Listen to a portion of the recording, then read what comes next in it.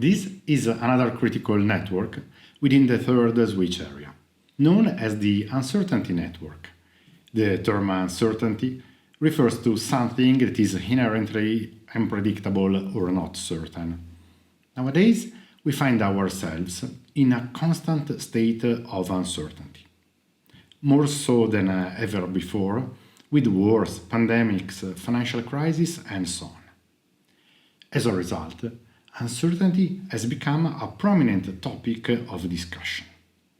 However, this network has been with us since the dawn of humanity, at least since the existence of Homo sapiens, and likely even before that.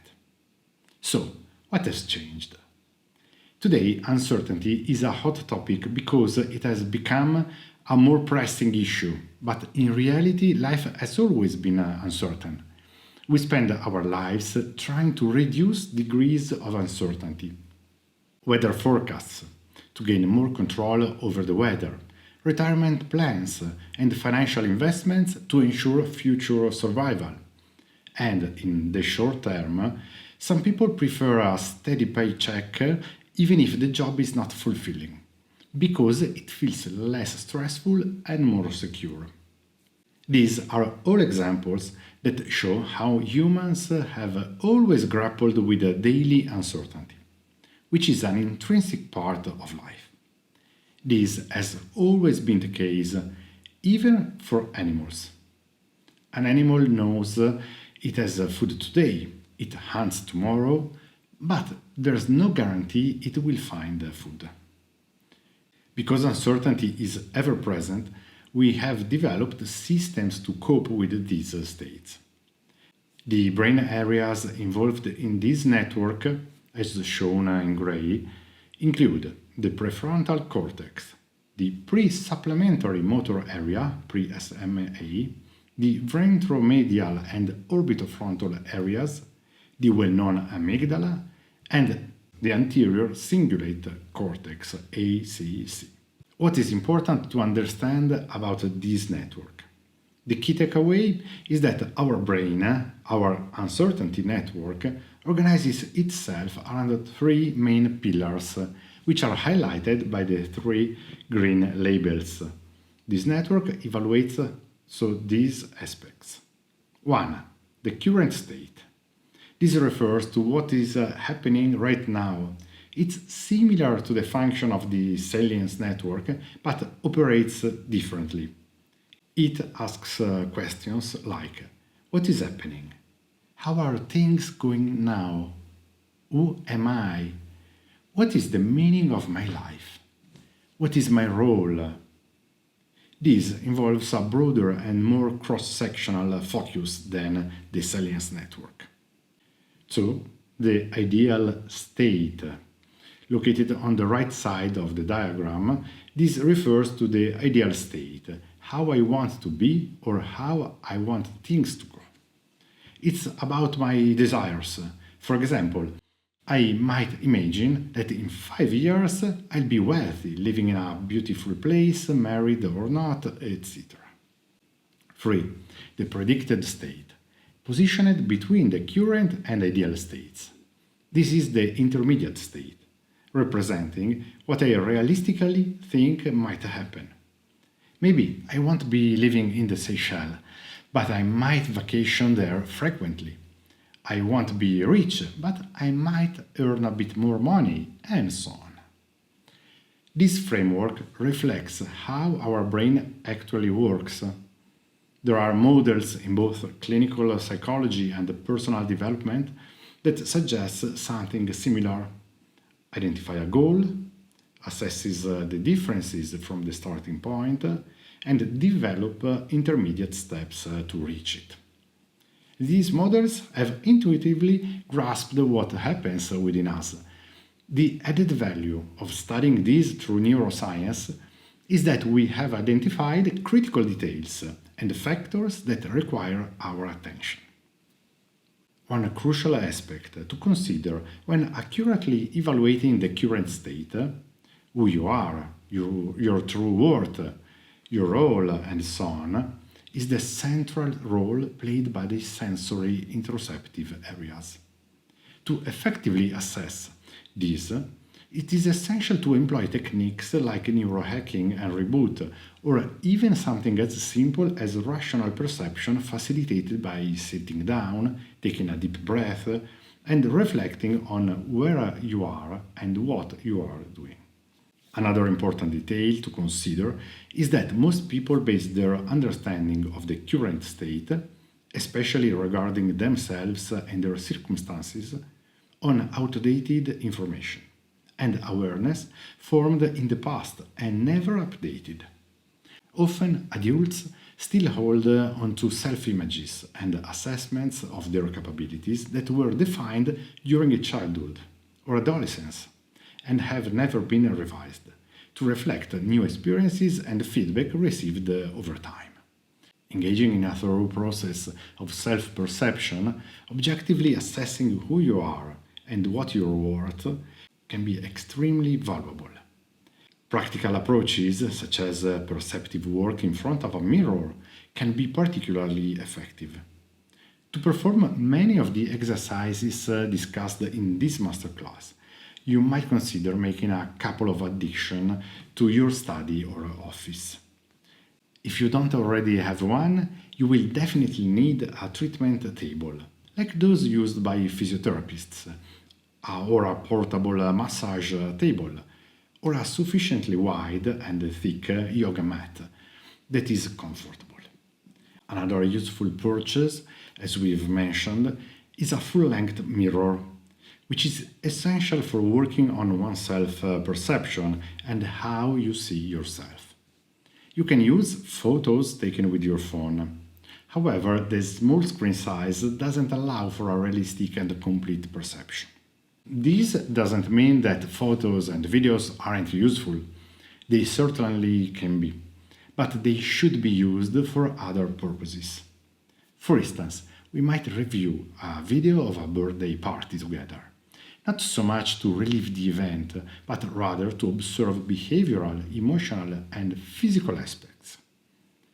Was the person singing the birthday song softly because they felt shy or off-key?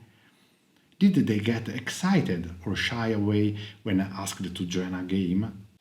In interactions, did they dominate the conversation narcissistically or did they listen and engage?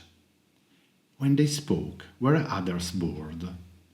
This kind of review is aimed at gaining objective awareness and feedback. So, we can use various tools to foster a broader and more accurate perception of ourselves. On the other hand, as we have seen with previous techniques, it's also important to focus on small movements, slow movements, and micro-adjustments to truly feel present in the moment.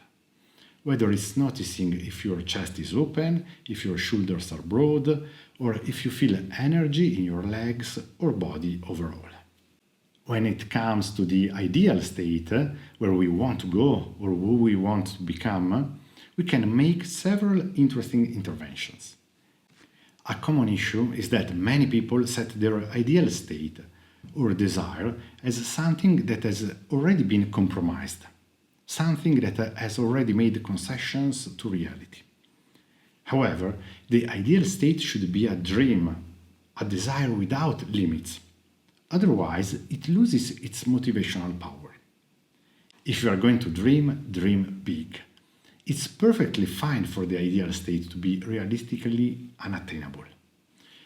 Think of the ideal state as the North Star. By looking at the North Star, you head north. If you look for north on the ground, you are unlikely to see it and, consequently, won't move in the right direction. Instead, even metaphorically, you need to look up to set your direction and overcome any obstacles along the way. The key idea here is this. If you are going to dream, dream big. Even if past disappointments, depressive moods, or other factors have dampened your spirits. In fact, adopting the mindset of it's only fantasy, so let's exaggerate, or even if you don't believe it, let's pretend for a moment can stimulate motivation and make the mind more flexible. Once we have clearly defined the current state and the ideal state, we can then work on the predicted state. The predicted state is realistic, which is why areas like the pre-SMA, pre-supplementary motor area, are involved. These are premotor cortices that connect to motor cortices, as shown in the diagram.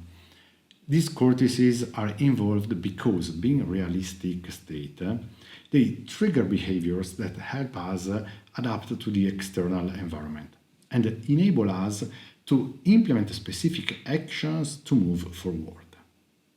What makes the difference in these mechanisms? The anterior cingulate cortex. The ACC plays a crucial evaluative role. It asks whether we can realistically achieve this predicted state. If the ACC's evaluation is positive, it initiates an external response and activates us. If the evaluation is negative, it triggers a stress response that suggests disillusion yourself, you'll never reach this goal, and sets off defensive and protective behaviors to avoid greater risks. If this evaluation is flawed, we often see dysfunctional attachment behaviors, anxiety, or post-traumatic reactions such as I want to talk to them to avoid rejection, or I want to graduate to avoid growing up. We can assist the ACC in making the correct evaluation. The ACC is particularly sensitive to having flexible plans available. The predicted state is, after all, a game ball.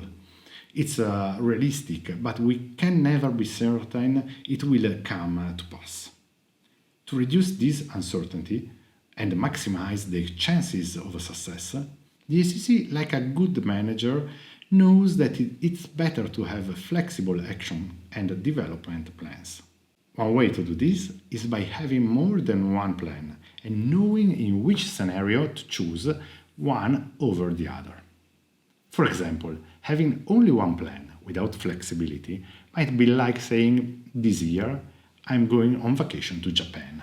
But if you don't have enough money, you won't be able to make it happen. Or you might spend all your time leading up to the trip anxious because you are unsure if you are making a risky choice. Having multiple plans could mean if I have earned well 3 months before departure, I'll take a month-long trip. If I've earned moderately, I'll take a 2-week trip. Otherwise, I'll reschedule for the next year. This way, the ACC is reassured by this flexibility, allowing you to approach the situation calmly no matter what. An even more advanced approach involves having multiple plans or variations with intermediate verification states. For example, a student knows they need to study 100 pages a day for a month, but every 5 days they check if they can do more, so they can handle any unforeseen events, even positive ones like a trip to the beach, with ease. This approach not only prepares us for various outcomes, but also helps maintain motivation and reduce anxiety, as the brain knows there are backup plans in place, allowing for smoother progress towards our goals. To better understand how to develop a flexible plan, let's consider a couple of key principles. One principle is something used by illusionists. If you take a course in card magic or mentalism, what do they teach you after you have learned the basics? They'll tell you, okay, since this complex card trick might not work because your hands might get sweaty, you might get distracted, or the person you are interacting with might do something unexpected, you need to have a way out, an escape route. There are many ways to create this way out. For example, you can cultivate your way out by not clearly declaring the final outcome of the trick. Instead of saying, I will prove that I can guess a card you pick from this deck, you might say, let's play a card game and see if I can read your mind. This creates a more vague expectation, which greatly reduces your anxiety. Think about it. This approach can be applied to many work and personal situations by carefully choosing your words. Some anxious people trap themselves by saying, "I'll be there by 2 p.m." And then they'll experience anxiety and a sense of inadequacy with any delay or traffic. Simply saying, "I'll be there in the early afternoon," or "if there's no traffic, I'll arrive between 2 and 2:30," can alleviate much of that stress. Another lesson that magicians teach about the way out is that what really matters is the final result, the amazement and enjoyment of the audience, not necessarily finding one particular card over another. Returning to the analogy of a journey, the goal of having fun or experiencing an adventure can be achieved in 20 days or in 5, in Japan or in Brazil. Another strategy for creating way outs is reframing. If a trick doesn't work out, you can present it as the first phase of the next trick. Or a card is dropped and you say, "Oops, I dropped a card. I wouldn't want you to think I'm cheating, so let's start over," and then proceed with a simpler trick. At its core, having a way out means developing mental, emotional, and behavioral flexibility. It's about having a range of options that give you ease and confidence. Often, these alternatives aren't even needed because everything goes well. But paradoxically, everything goes well because we are at ease, knowing we have those alternatives available. This kind of flexible mindset and approach not only prepares us for unexpected challenges, but also ensures that we can navigate any situation with greater calm and success.